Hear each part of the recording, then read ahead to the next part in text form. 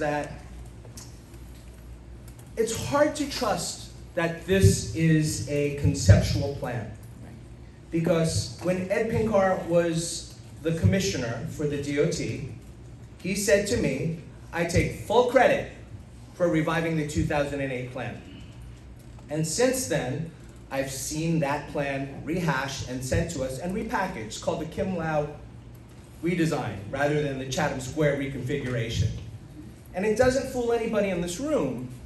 So what I keep asking is, if you're going to do this, why aren't we seeing other options? Like Jeannie did not get to present, but she's showing you another option that doesn't bury Chinatown underneath traffic for 5 years or more, and it uses existing Kimlau. But I don't see that. I don't see any alternatives but this 2008 plan. So that's why I'm skeptical to say that you're really trying to listen, because a lot of the DOT information, there is not a lot of accidents in this area. Yes, in Manhattan Bridge, we know this, and Canal Street, but not here. We're not having these traffic problems. And I find it hard to believe DOT when they say, this is all about safety.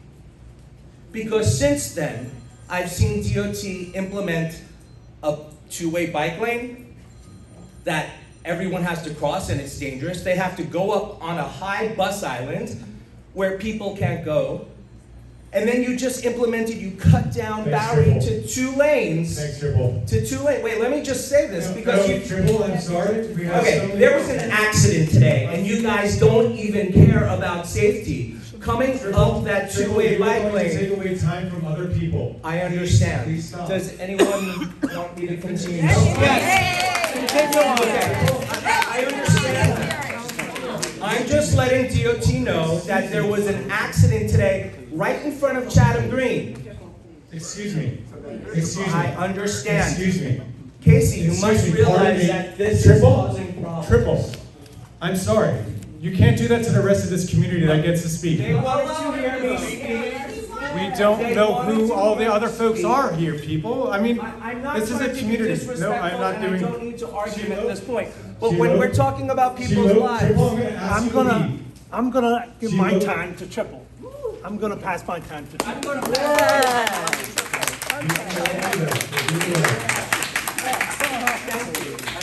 Two more minutes.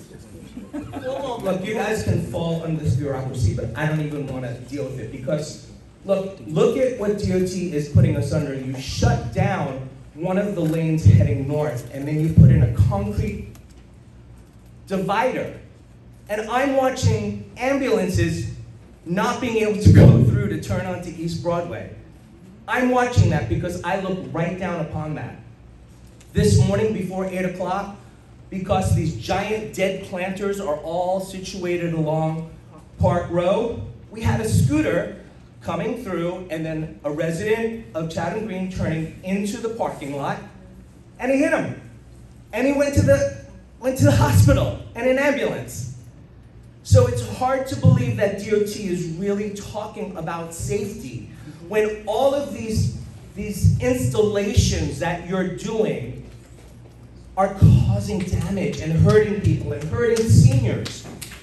It's crazy. It's crazy to me. Can I call repeating second? Yeah, no, I'm just saying, offer us better suggestions, stop selling us the 2008 plan. There are other alternatives. Stop curating your questions to the community. You don't ask the community, do you want to be buried underneath rubble for another 5 years? You could take Kimlau and do a cut through from East Broadway to St. James, how it was before it turned into the current Kimlau situation. There's a lot of different options out there, but all you do is present the one, the bump out, which as we see it, and we can't see it on these diagrams, but it looks like you just narrowed Bowery even more. And then you have everything bottlenecking to turn onto Worth Street. So I say just do better. We're asking for more. Used to be Bowery. I'm sorry, folks, you can't have a meeting like this. Are very dangerous, and then how can we call it safety Folks, island? we can't have a We meeting can like so this. safe now. We don't need to do a big $50 million project there. We had to figure out how to do it. Thank you. I'm sorry, but this is not how we're gonna have a meeting tonight. We can't have this. This is not how we're gonna work tonight. We really need to be respectful and let everyone have a chance to speak. I'm gonna call names out. If you would like to give your name to somebody else to speak, you can say that, and I will do that for those 2 minutes. But can we please be respectful for everyone else here? No loud speaking here. I don't wanna argue with this. I mean, it's been a long day for everyone here.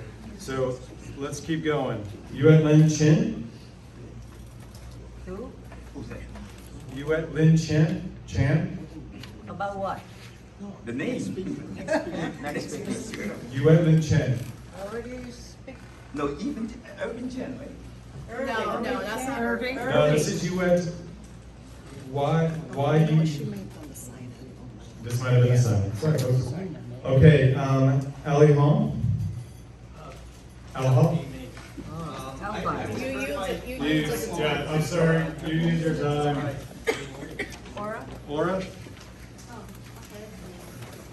Hi, Aura. Coming to the microphone's coming to you.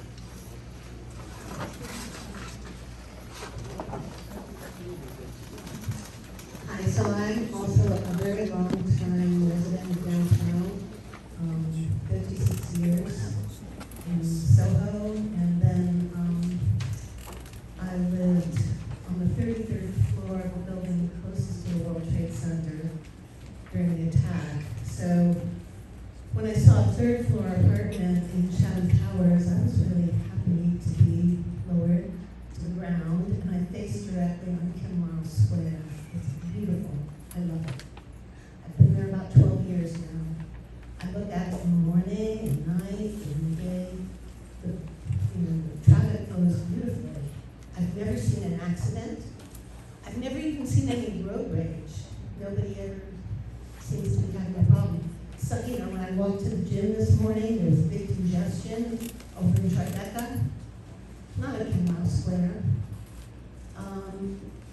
What are we trying to fix here exactly? And I'm not a politician or even somebody who's involved in politics, but it seems to me the city doesn't have a lot of money to spare. Why are we doing this? Why are we fixing something that's not working? And instead of using that money, there's a lot of things that our community needs. We need schools, we need housing, there's so many people who the streets, our subways are in shambles. Why are we doing something here that is completely unnecessary? And somebody told me once, sitting out my window, this is Great Feng Shui. All of these powerful arteries are coming together. It's absolutely beautiful. We should leave it alone and take that money and do something important with it.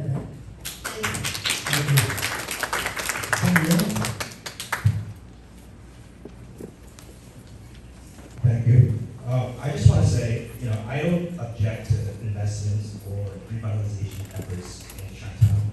I welcome projects that will bring meaningful improvements to our neighborhood and support for our future community. However, it wasn't until this past weekend that I actually learned that the Chinatown Connections project appears to be a direct repackaging of the old plan. This leaves me very conflicted. On one hand, I appreciate the engagement efforts.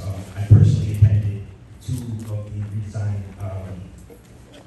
events, as well as all the artist selection events for the Gateway project. And this seems to partially address one of the major shortcomings for 17 years. On the other hand, now seeing the striking similarities of the current plan, it makes me skeptical as to how much real thought has been applied, and whether any true alternative designs were ever considered. I'm not a traffic expert, not an urban planner, but it said something when even a half-typical comment I made in a group chat this weekend, the use of a roundabout with a central public plaza makes me wonder whether creative options were seriously studied. I would simply like to know that the proposal that we move forward with is in fact the best idea for the community based on a fair review. I raise these points not to stand in the way of progress, but to really ask for clarity, accountability, and genuine consideration of Chinatown's unique needs. It's the people who live here and work and operate businesses who are going to experience the impacts, whether positive or negative. And those voices must be heard. In closing, if you guys did consider alternatives, I respectfully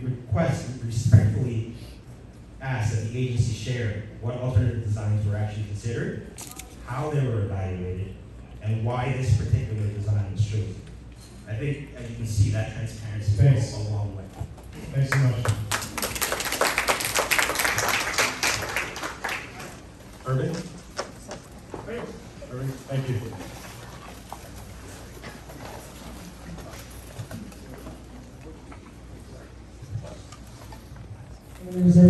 Thank you for the presentation.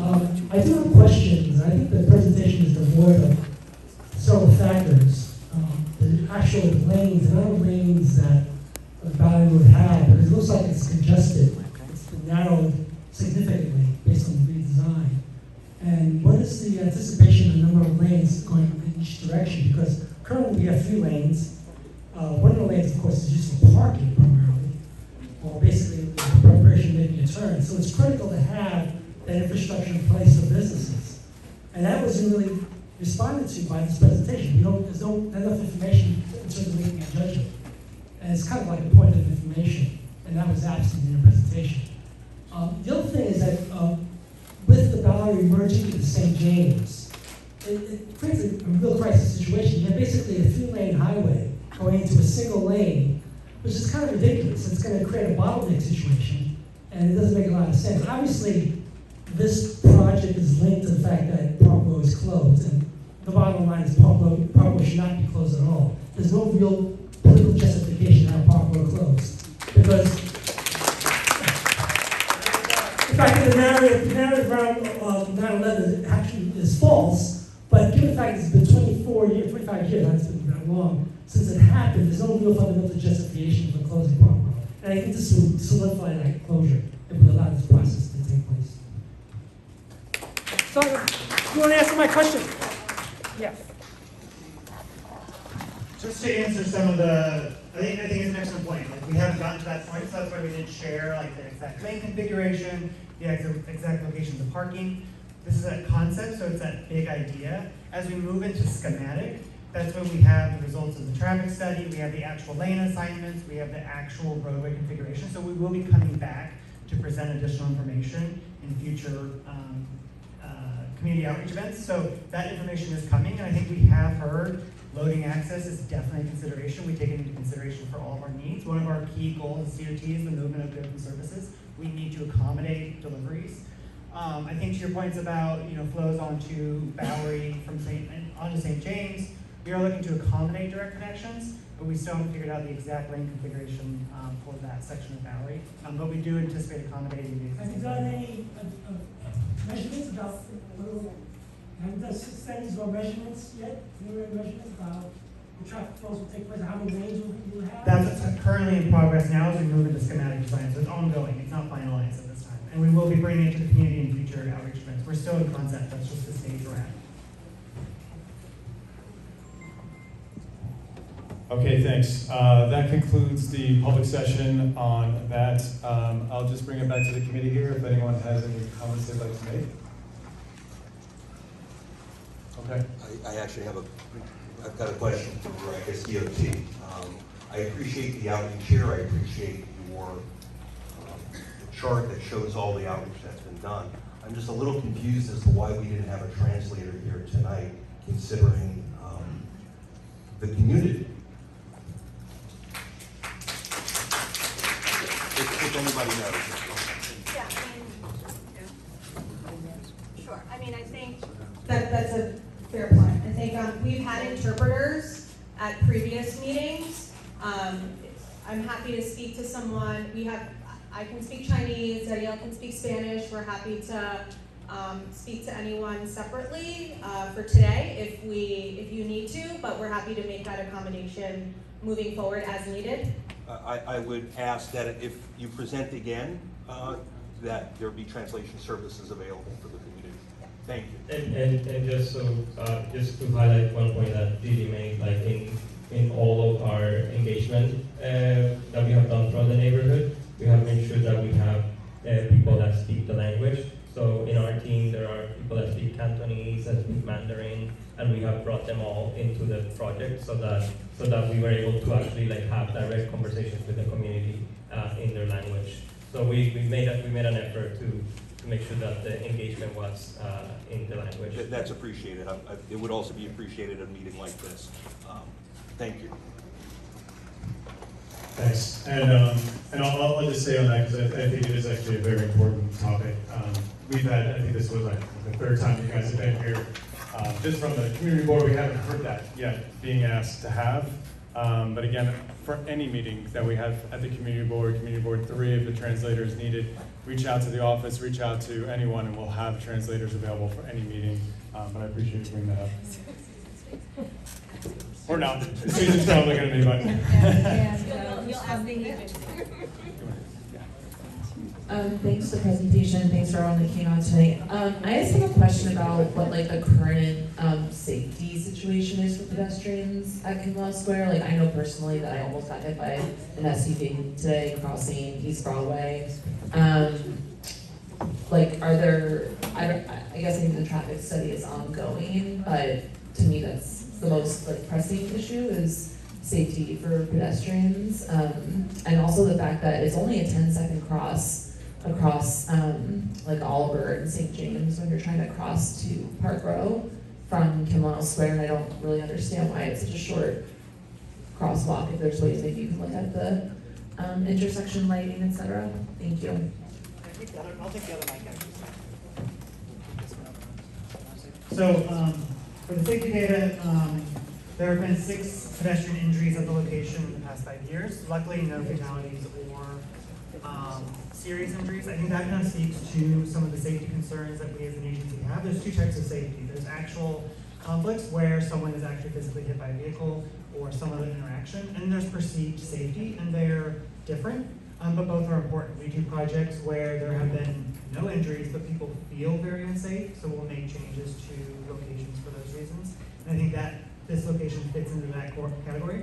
Walking over here, I also had a really close interaction with the bus. I shouldn't have to scream like curse words at And I think cars that across state police, so. that gets into some of these existing issues, really trying to solve conflicts between turning vehicles and pedestrians. That's where we see at a citywide level the most conflicts for the most vulnerable roadway users. Luckily, there hasn't been a severe injury or fatality at this location. Doesn't mean that might not happen in the future, but we're looking to solve some other safety concerns that people do have and are as valid as other safety concerns. And why is it only 10 seconds to cross? Do you know? A big challenge with this intersection operations is the signal timing. It's a very complex phasing operation, and we really are, the signal is timed essentially to the bare minimum per federal standards, because that's the only time available for all the different complex modes. Thank you. Okay. Thanks so much. I appreciate you guys coming out tonight. Appreciate you all who came out for that item. We're going to move on to the Manhattan Bridge, Canal Street.